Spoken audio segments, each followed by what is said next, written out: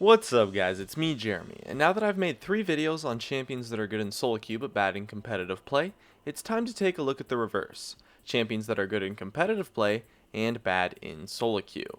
Let's get started. Now the main thing to understand is why a champion can be good in competitive play but bad in Soloqueue.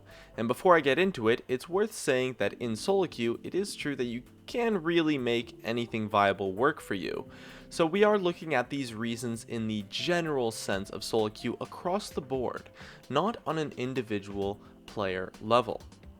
Now the first reason is due to champion difficulty and mechanics. In Soloqueue, this is a huge factor since you won't be as skilled or mechanically strong to make use of a difficult champion effectively. But in competitive play, this is a non-issue since the players have hundreds of hours to practice every champion. And another reason is due to strategies and team compositions. A lot of champions require a team composition to be built around them or need to be played in a proper team comp to be powerful, and you're just not going to get that in Soloqueue. And the last reason is communication. Some champions require a lot of team communication and coordination to play around to succeed with, and that as well is something that you won't get in Soloqueue. Without further ado, our first champion we have is Azir. Azir suffers a lot in Soloqueue because he's extremely difficult to play and requires a very strong mechanical player to make use of, while also needing the team to play around him strategically in teamfights. However, in competitive play, both of those are a non-factor, and so Azir has risen as a very popular and extremely strong pick. The potentials his kit creates are just really absurd, and his team fighting is really powerful while he's a total lane bully and can easily come out with a CS advantage, not to mention the crazy plays that he can make with his ultimate. And if your team can play around him properly in team fights, the zoning and sustained DPS he can pull off is ridiculously powerful. In addition, he doesn't have too many bad matchups, and so overall he's proven to be a very powerful pick. Next up we have Bard.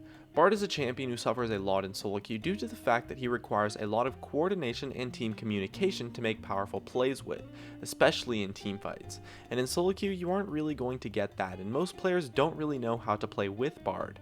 However, in competitive play, the voice comms make a huge difference, as well as your team can adjust to the strategies involving him. And with that, he's got great kiting and loads of utility, not to mention a boatload of playmaking potential if you can set it up. You have a ton to work with his kit, and his laning phase isn't too bad either. It's certainly good enough.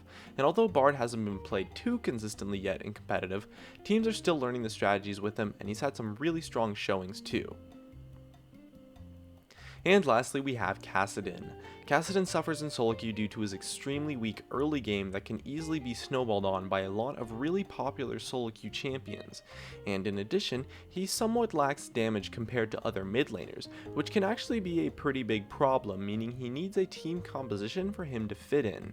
However, his mobility is so insane that it really sets up a lot of plays and gives him a lot of outplay potential. And if you don't have to rely on Kassadin as the main source of damage, his sustained DPS can be quite powerful as he's great at killing tanks. The mobility he brings is really strong and counters quite a lot of champions and strategies, making him really shine through as a strong pick in competitive play. Hey guys, it's me Jeremy.